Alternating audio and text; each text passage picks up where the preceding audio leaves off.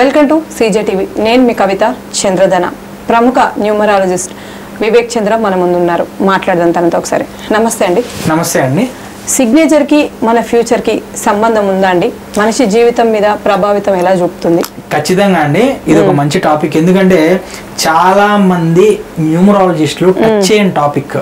ఎందుకంటే ఇక్కడ న్యూమరాలజిస్టులు నెంబర్ల గురించి మాట్లాడతారు కానీ సిగ్నేచర్ గురించి మాట్లాడరు. ఇక్కడ సిగ్నేచర్ లో కూడా సిగ్నేచర్ ని డిసైడ్ చేసేటువంటి రెండు మెథడ్స్ ఉంటాయండి. ఒకటి గ్రాఫాలజీ అని ఉంటుంది, రెండోది వేదిక్ సిగ్నేచర్ అని ఉంటుంది. సో ఈ గ్రాఫాలజీ అనేటువంటిది నేను చూసినంత ప్రకారం కూడా సిగ్నేచర్ లో అంత ఎక్కువ, అంటే ఈ గ్రాఫాలజీ అనేటువంటిది ఒక వ్యక్తి రాసేటువంటి రాత ఏదైతే ఉంటుందో దానికి అనుగుణంగా ఆ వ్యక్తి యొక్క మైండ్ సెట్ ఏదైతే ఉంటుందో ఆ మైండ్ సెట్ ని డిసైడ్ చేసిద్ది అనమాట. ఫర్ ఎగ్జాంపుల్ నేను మీకు విషయం చెప్తానండి. ఐ అనేటువంటి అక్షరం ఉంది. ఐ అనేటువంటి అక్షరంలో మనం డాట్ పెడతాం కదా, ఆ డాట్ అనేటువంటిది మన మనస్తత్వానికి అనుగుణంగా పెడతారు. ఫర్ ఎగ్జాంపుల్ మీరు చూడండి, మీకు అర్థమవుతుంది. మీ పిల్లలకి సంబంధించినటువంటి చేతి రాత కానీ మీ చేతి రాతలకు చూడండి, ఐ అనేటువంటి లెటర్ రాసేటువంటి వాళ్ళు పైన పెట్టే డాట్ ఇలా రౌండ్ గా జీరో లాగా పెడుతున్నారు అనుకోండి, వాళ్ళు చెయ్యవలసిన దానికంటే ఎక్స్ట్రా షో ఆఫ్ చేస్తారు. ఉన్నదానికంటే కూడా ఎక్కువ బాహ్య ప్రపంచానికి నేను ఇదేని చూపించుకునేటువంటి మెంటాలిటీ. మంచి వ్యక్తులే కానీ షో ఆఫ్ ఎక్కువగా ఉంటుంది. అదే డాట్ పెట్టేటువంటి వ్యక్తులు ఐ నెంబర్ లెటర్ అంటే గీత గీసి ఈ ముందల వైపుకి పెట్టారనుకోండి, కుడి చేతి వైపు ముందల వైపు పెట్టారనుకోండి, దాని అర్థం ఏంటంటే వాళ్ళు ఫ్యూచరిస్టిక్ మెంటాలిటీ ఉన్నటువంటి వాళ్ళు, ఫ్యూచర్ గురించి ఆలోచించేటువంటి వాళ్ళు. అదే ఐ లెటర్ రాసి ఎడం చేతి అంటే బ్యాక్ సైడ్ కి డాట్ పెట్టారంటే వీళ్ళు పాస్ట్ లో జరిగినటువంటి ప్రతి విషయాన్ని గుర్తు చేసుకుంటూ బాధపడేటువంటి వ్యక్తులు ముందలకి వెళ్ళలేరు, ముందలకి వెళ్ళేటువంటి ఆలోచన రాదు. అదే ఐ లెటర్ అనేటువంటిది డాట్ అనేటువంటి స్ట్రైట్ గా పెట్టారు అనుకోండి, ఐకి గీతకు పైన, వాళ్ళు ప్రెజెంట్ లో ఉంటారు. ఫ్యూచర్ లో ఏమైద్దా లేదంటే పాస్ట్ లో ఏమైద్దా ఇంకా వీళ్ళకి అనవసరం. ప్రెజెంట్ అనేటువంటిది ఏ విధంగా ఉన్నది అనేటువంటిది చూస్తూ ఉంటారు. ఇలానే ఐ మీద మనం రాసేటప్పుడు రెండు గీతలు గీస్తాం మనం. ఆ రెండు గీతలు స్ట్రైట్ గా రాస్తే ఒకలాగా ఉంటుంది, ఒక యాంగిల్ లో రాస్తే ఒకలాగా ఉంటుంది, కింద డౌన్ యాంగిల్ లో రాస్తే ఒకలాగా ఉంటుంది. ఖచ్చితంగా మైండ్ సెట్ మీద చాలా ఉంటుందండి. మైండ్ సెట్ ఒక వ్యక్తి యొక్క రాతను చూసి అతని మైండ్ సెట్ ఏంటనేటువంటిది గ్రాఫాలజీలో బాగా అనుభవం ఉన్నటువంటి గ్రాఫాలజిస్టులు చెప్తారండి. సో ఈ విధంగా గ్రాఫాలజీకి సంబంధించిన కొత్త సబ్జెక్ట్ అనేటువంటిది సిగ్నేచర్ లో ఇంక్లూడ్ అయ్యిందండి. ఇంకా కూడా సిగ్నేచర్ లో ఇంక్లూడ్ గ్రాఫాలజీ చాలా చిన్న పార్టే. యాక్చువల్ గా సిగ్నేచర్ లో వేదిక్ సిగ్నేచర్ అనేటువంటి మెథడ్ నేను యూజ్ చేస్తానండి. ఈ వేదిక్ సిగ్నేచర్ మెథడ్ అనేటువంటిది సౌత్ ఇండియాలో ఫాలో అయ్యేటువంటి ఏకైక న్యూమరాలజిస్ట్ నేనే. దానికి నేను చాలా గర్వపడతాను. ఎందుకంటే ఒక తెలుగు వ్యక్తిగా టోటల్ సౌత్ ఇండియాలో ఫాలో అయ్యేటువంటి వ్యక్తి నేనే అనమాట. వేదిక్ న్యూమరాలజీ, ఈ వేదిక్ న్యూమరాలజీ మొత్తం కూడా ప్యాటర్న్ మీద డిపెండ్ అయి ఉంటుంది. అంటే ఈ ఏదైతే సిగ్నేచర్ ఉంటుందో వేదిక్ సిగ్నేచర్ అంటాం దీన్ని మనం. ఈ వేదిక్ సిగ్నేచర్ లో ఫస్ట్ లెటర్ ఎట్లా ఉండాలి, మధ్యలో లెటర్ ఎలా ఉండాలి, ఎండింగ్ లెటర్ ఎలా ఉండాలి. ఎందుకంటే మన లైఫ్ అనేటువంటిది ప్రతి లెటర్ డిసైడ్ చేసిద్ది. ఓకే, ఈ రాసేటువంటి ఫస్ట్ లెటర్ అనేటువంటిది మీ డేట్ ఆఫ్ బర్త్ ఏదైతే ఉంటుందో ఆ డేట్ ఆఫ్ బర్త్ కి అనుగుణంగా ఉంటుంది. దాంతో పాటుగా మీ రాశి ఏంటి, మేషరాశ, వృషభ రాశ, ఎలాంటి రాశి వాళ్ళు ఎటువంటి స్ట్రోక్ ఇవ్వాలి, నెక్స్ట్ వచ్చేసి మీ వృత్తి ఏంటి, మీ వృత్తికి అనుగుణంగా ఫస్ట్ లెటర్ అనేటువంటిది ఉందా లేదా, ఇవన్నీ కూడా వేదిక్ సిగ్నేచర్ లో మాత్రమే మనకి తెలుస్తాయి. ఇంకొక విషయం ఇక్కడ గుర్తుపెట్టుకోవాల్సిన విషయం ఏంటంటే, న్యూమరాలజిస్టులు తెలియకపోతే దయచేసి సిగ్నేచర్ జోలికి వెళ్ళకండి. ఎందుకంటే సిగ్నేచర్ కంప్లీట్ గా న్యూమరాలజీ మీద వర్క్ చేయదు. సిగ్నేచర్ అనేటువంటిది ప్యాటర్న్ మీద డిసైడ్ అయి ఉంటుంది.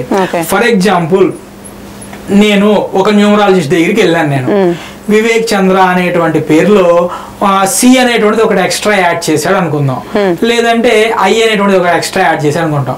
నేను నిజంగా సిగ్నేచర్ చేసేటువంటి వాళ్ళ పేర్లు మీరు చూడండి, బ్యాంకుల్లో ఉండే ఎంప్లాయీస్ కానీ చూడండి, ఇలా వీరాస్తారు పక్కన ఇట్లా గీతలు గీస్తారు, లేదంటే వీరాస్తారు ఇలా రౌండ్ చుట్టి కే కొట్టేస్తారు. ఐ డాట్ పెడుతున్నారా, లేదంటే IVEKCHDRA చంద్ర కంప్లీట్ గా రాస్తున్నారా? రాయరు ఎవరు. మరి అటువంటప్పుడు ఇక్కడ లాజికల్ గా ఆలోచించండి. నీకు న్యూమరాలజీలో ఉన్నటువంటి ఏదైతే నేమ్ టోటల్ అనేటువంటి వైబ్రేషన్ ఉందో అది సిగ్నేచర్ లో ఎలా వచ్చిందండి? ఇక్కడే ఫెయిల్ అవుతుంది. ఇక్కడే దేన్ని ఎంతవరకు ఉంచాలి, ఏ సబ్జెక్ట్ వరకు ఆపాదించాలనేటువంటి తెలియకుండా ప్రతిదాన్ని తీసుకొచ్చి ప్రతి దాంట్లో ఆపాదించేస్తారు. ఓకే, ఈ టోటల్ తీసుకొచ్చి ఇక్కడ పెడతారు, ఈ పేరు తీసుకొచ్చి డేట్ ఆఫ్ బర్త్ ఉండాల్సిన పేరు తీసుకొచ్చి ఏమో మొబైల్ నెంబర్ లో పెడతారు, ఇక్కడ ఉండాల్సిన గీతలు తీసుకొచ్చి అక్కడ పెడతా ఉంటారు. సో కాబట్టి వేదిక్ సిగ్నేచర్ ఏదైతే ఉందో, వేదిక్ సిగ్నేచర్ అనేటువంటిది కానీ లేదా నార్మల్ సిగ్నేచర్ అయినా కంప్లీట్ గా ప్యాటర్న్ మీదే డిసైడ్ అయి ఉంటుంది. ఇందులో డిఫరెంట్ ప్యాటర్న్స్ ఉంటాయండి. యాక్చువల్ గా ఆర్థిక పరమైనటువంటి సమస్యలు అనేటువంటివి తొలగిపోవటానికి 7 రకాల ప్యాటర్న్స్ ఉంటాయి వేదిక్ సిగ్నేచర్ లో. ఈ 7 రకాల ప్యాటర్న్స్ అనేటువంటివి ఏ వ్యక్తికి ఎలా ఇవ్వాలి అనేటువంటిది అతని యొక్క డేట్ ఆఫ్ బర్త్, అతని యొక్క రాశి, అలానే అతని యొక్క ఏదైతే అతని యొక్క వృత్తి దీని మీద డిపెండ్ అయి ఉంటుంది అనమాట. హౌస్ వైఫ్ లకు కూడా ఒక టైప్ ఆఫ్ స్ట్రోక్స్, ఒక టైప్ ఆఫ్ కప్స్ ఇవ్వాలి. ఈ విధంగా ఉంటుంది. సో మన దగ్గరకు వచ్చేటువంటి క్లయింట్స్ కి ఎవరికి కూడా సిగ్నేచర్ కి సపరేట్ డబ్బులేం తీసుకోమండి. మనం నేను ఏదైతే సబ్జెక్ట్ చెప్తున్నానో ఆ సబ్జెక్ట్ లో నా ఒక్క సర్వీసులోనే ఇవన్నీ ఇంక్లూడ్ అయి ఉంటాయి. ఎందుకంటే ఒక వ్యక్తి మనల్ని నమ్మి వచ్చినప్పుడు, ఇప్పుడు వీడియో ద్వారా నన్ను వచ్చారండి, అతని కుటుంబంలో ఒక సభ్యుడిగా నన్ను నమ్మి నా దగ్గరికి వచ్చి ఒక అమౌంట్ నాకు ఇస్తున్నారు. సో కర్మ సిద్ధాంతం ప్రకారం నేను ఇచ్చిన అతను పాజిటివ్ అయింది అనుకోండి, 100 రెట్లు పాజిటివ్ నా దగ్గరికి వచ్చింది. నెగిటివ్ అయింది అనుకోండి, ఆ నెగిటివ్ కారకుండా నేను అవుతా ఉంటాను.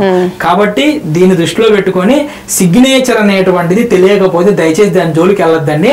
మీరు అతి తెలివితేటలు ప్రదర్శించి దయచేసి కూడా వెళ్ళద్దు. ఎందుకంటే ఇక్కడ నేను ఒక న్యూమరాలజిస్ట్ కి సంబంధించినటువంటి ఒక వ్యక్తికి సంబంధించిన సిగ్నేచర్ నేను చూశానండి.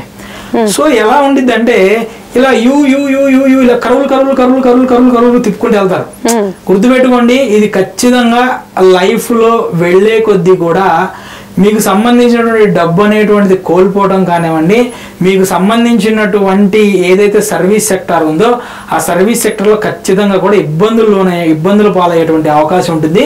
ఈ సర్వీస్ సెక్టార్ కంప్లీట్ గా ఫీల్డ్ వదిలేసి బయటికి వెళ్ళిపోతారు. ఇంత ఉండింది ఒక సిగ్నేచర్ లో. అందుకే గీత మన రాతను మార్చిద్ది అంటారు. ఆ రాత మార్చేటువంటి రాత అనేటువంటిది సిగ్నేచర్ లో ఉండిద్ది. ఇంకో విషయం కూడా చెప్తున్నా, గుర్తుపెట్టుకోండి, చాలా మంది మొబైల్ నెంబర్ అనేటువంటిది నీ ఐడెంటిటీ అంటారు. కాదు, మొబైల్ నెంబర్ కాదు నీ ఐడెంటిటీ, నీ సిగ్నేచర్ అనేటువంటిది నీ ఐడెంటిటీ. నీ సిగ్నేచర్ మార్చుకొని సిగ్నేచర్ అనేటువంటి దాన్ని ప్రాక్టీస్ చేయటం ద్వారా నీకు సంబంధించినటువంటి పాజిటివ్ వైబ్రేషన్ అనేటువంటిది నువ్వు రైట్ చేయడానికి ఉండిద్ది అనమాట. సో ఈ విధంగా సిగ్నేచర్ లో ఏ లెటర్ ఎలా ఉండాలనేటువంటిది వేదిక్ సిగ్నేచర్ లో డిసైడ్ అవుతుందండి. ప్రైవేట్ జాబ్ చేసేటువంటి వ్యక్తి, ఇప్పుడు ఫర్ ఎగ్జాంపుల్ ఒక లెటర్ ఉందండి, ఒక లెటర్ ని దాదాపుగా 10-12 టైప్స్ లో రాయొచ్చు. ఆ టైప్స్ లో ఎవరు రాయాలి, ఏ వృత్తికి అనుగుణంగా రాయాలనేటువంటిది. అదే సార్ నేను అడుగుదాం అనుకున్నా, ఇప్పుడు స్టూడెంట్ కి ఒకలాగా, హౌస్ వైఫ్ ఒకలాగా, ప్రొఫెషనల్ గా ఒకలాగా పెట్టచ్చు అంటారా? అవును, అట్లానే ఉండిద్దండి. ఎందుకంటే ఇప్పుడు నేను ఒక ఆస్ట్రాలజిస్ట్ అండి, లేదంటే నేను ఒక అకల్ట్ సైన్స్ లో ఉన్నాను. నేను నా ఫస్ట్ లెటర్ వి రాస్తాను కదా, నేను ఒక టైప్ లో రాస్తా వి. అదే బిజినెస్ చేసే పర్సన్ వచ్చాడు అనుకోండి, వి నేను అలా ఇవ్వను, వాళ్ళకి వేరుగా ఉండిద్ది. స్టూడెంట్ వచ్చాడు అనుకోండి, స్టూడెంట్ కి ఇంకొకలాగా ఉంటుంది. అలానే ఇది మళ్ళీ కూడా డేట్ ఆఫ్ బర్త్ మీద డిపెండ్ అయ్యి, మీ రూలింగ్ నెంబర్ 1, 2, 3, 4 ఇది డిపెండ్ అయి ఉంటుంది. దీంతో పాటుగా మీది ఏ రాశికి సంబంధించినటువంటి వాళ్ళు ఇది డిపెండ్ అయి ఉంటుంది. ఒక సిగ్నేచర్ ఇచ్చడానికి దాదాపుగా ఇన్ని రకాల అంశాలు మనం పరిగణలోకి తీసుకుంటేనే సిగ్నేచర్ ఇవ్వాలి. అంతేగాని నువ్వేదో సిగ్నేచర్ లో ఒక సి ఎక్స్ట్రా యాడ్ చేసావు, ఒక డి ఎక్స్ట్రా యాడ్ చేసావు కాబట్టి ఆ సిని ఆ డిని ఇచ్చి నువ్వు రాసిందని ఇట్లా ఏదో ఒకటి ఇట్లా పెట్టి ఎండింగ్ లోది ఇట్లా పైకి పెట్టండి చాలు. ఇదంతా కూడా అవివేకం. సబ్జెక్ట్ రాకప్పుడు దాని గురించి వెళ్ళకుండా ఉంటేనే చాలా మంచిదండి.